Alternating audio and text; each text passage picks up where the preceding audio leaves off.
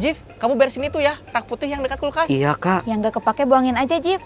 Mod, sela-selanya juga, Mod. Nah, di sini biasanya suka pada nempel. Oke, Teh. Kosong. Sampah.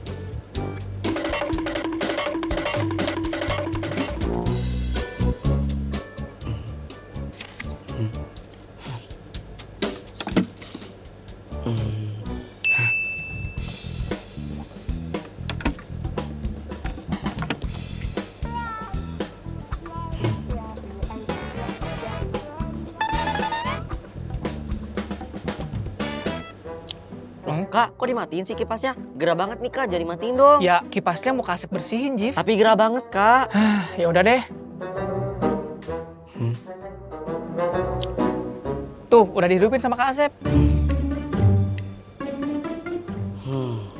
Kalau harus terus bolak-balik hanya untuk buang sampah, gak efisien.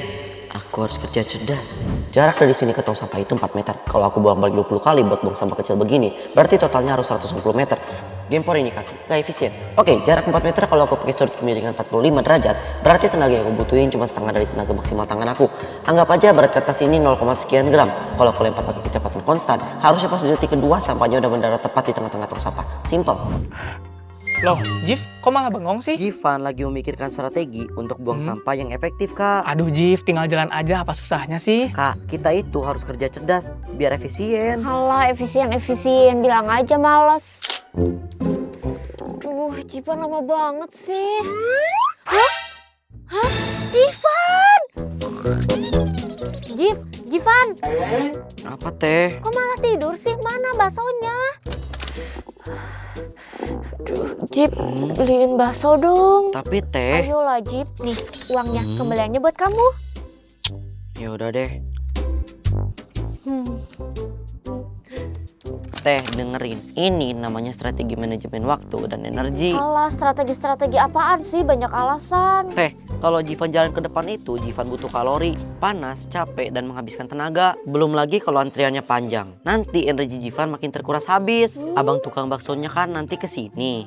Daripada Jivan nyamperin dia dan buang-buang energi, mending Jivan nunggu di sini sambil recharging energi. Nah, nanti begitu Jivan dengar suara mangkoknya, Jivan bakal bangun, buka pintu, beli, dapat deh baksonya, dan efisien kan? Tapi Jip, kalau nunggu gini kan memakan waktu lama. Teteh itu harus melihat secara objektif. Di dunia ini ada hukum pertukaran. Teteh mau waktu yang jadi korban atau energi yang jadi korban. Kalau Jivan sih mending nunggu dan waktu yang jadi korban. Tuh kan ada kan? Bang, beli. Udah habis, Teh. Bukan apa mau dibilang. Kamu sih Jip efisien ini buktinya jadi kehabisan kan mau kebiasaan kamu Jip bawa teori buat nutupi rasa malas kamu doang. Ini bukan males, Teh. Emangnya Kak Asep, ini namanya kerja cerdas. Siltipnya.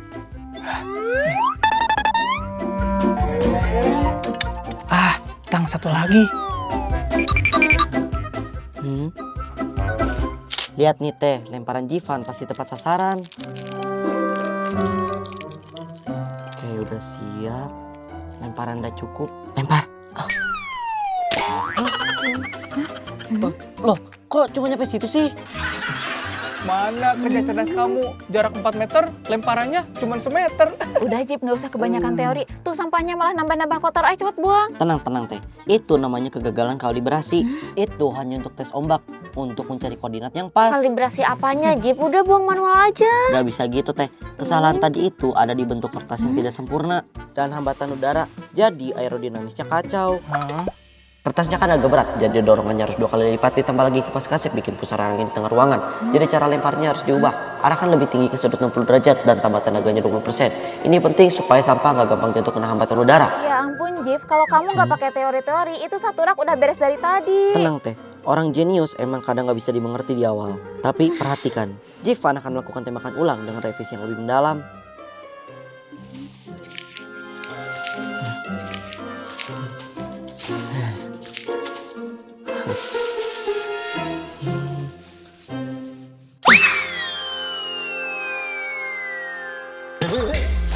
Mati lampu.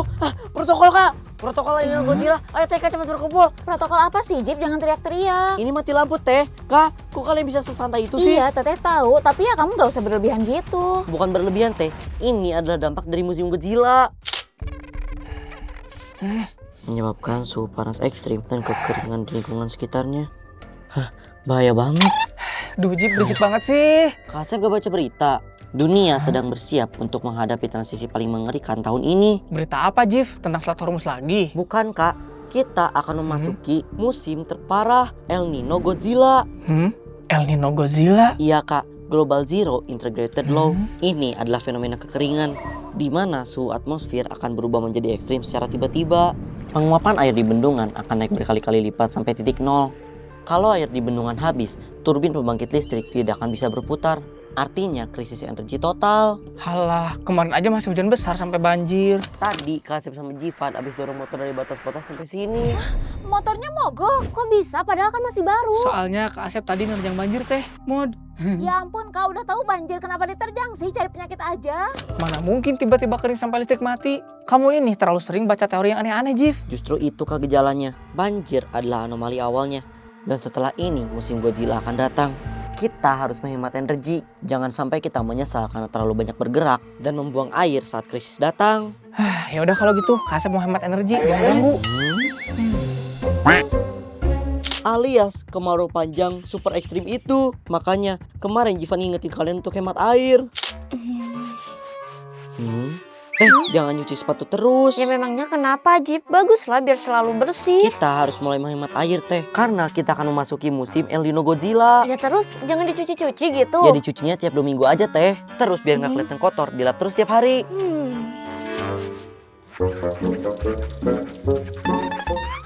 Loh, Jip, kok dimatiin, Jip? Teh Rina kan lagi cuci piring. Kita itu harus menghemat air. Teteh tahu kan kita akan menghadapi musim kemarau. Musim Godzilla itu bukan main-main teh. Kalau kita boros sekarang nanti kita mau minum apa? Jip, masa piringnya nggak dibilas? Bilasnya pelan-pelan aja teh. Jangan dinyalain terus kerannya. Kalau bisa, teteh taruh sedikit air di dalam wadah. Terus celupin piringnya. Jangan biarkan kerannya nyala hanya untuk satu piring teh. Sayang. Halah, hemat air. Tapi kamunya sendiri mandinya lama. Lihat teh, Jipan mandinya lama banget. Katanya harus hemat air. Tapi dia sendiri mandinya lama. Iya, Mod, dia pintar ngomong doang. Kelakuannya buang-buang air. Sama aja bohong. Iya teh, mana udah hampir sejam lagi. Buang air, buang waktu juga.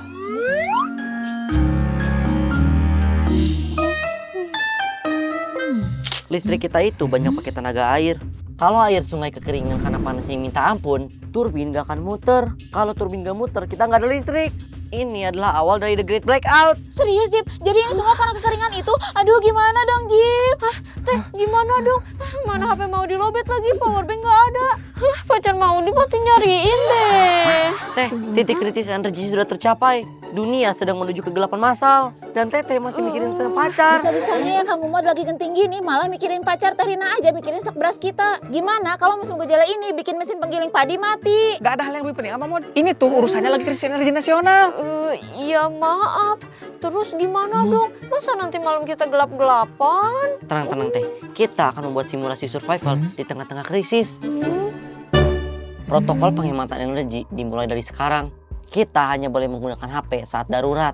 Kita juga harus menghemat suara karena stok air kita terbatas. Dan kita akan berkomunikasi menggunakan sandi. Hah? Sandi? Sandi apaan, Jif? Sandi Morse. Kita akan pakai senter. Kalau kalian butuh bantuan di kamar sebelah, tinggal mainkan saklarnya. Titik-titik, garis titik. Jif, hari gini mana ada yang hafal sandi Morse? Kalau Teteh kasih kode kayak gitu, yang ada orang-orang ngira Teteh lagi kasih kode ke hantu penunggu rumah. Sekarang kita akan mulai latihannya. Kalau satu kedipannya cepat, itu adalah E. Tapi kalau satu kedipannya itu panjang, itu adalah T. Coba sekarang T mau ditebak, ini artinya apa?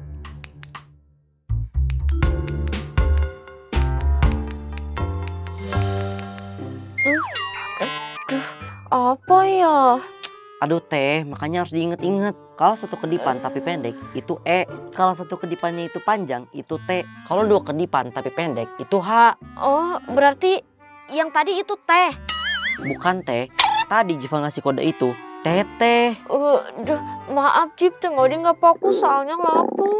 Ya udah, kalau gitu sekarang kita makan dulu aja. Gak ada makanan, Jip. Dari tadi kan kita beres-beres. Ya udah, kalau gitu sekarang kita masak mie aja dulu. Jip, masak mie pakai apa? Kita kan pakai kompor listrik. Kita pakai energi lilin aja teh. Kalau Jivan fokuskan panasnya ke bawah panci menggunakan aluminium foil, nanti minyak akan matang dalam waktu 5 menit. Jif kok kayak masih mentah sih? Terus kayak ada aroma sabun cuci muka. Itu namanya al dente tingkat tinggi kak, untuk menenangkan saraf kalian. Tapi itu mentah banget Jip. Gak apa-apa teh, seenggaknya kita gak kelaparan. Oh no.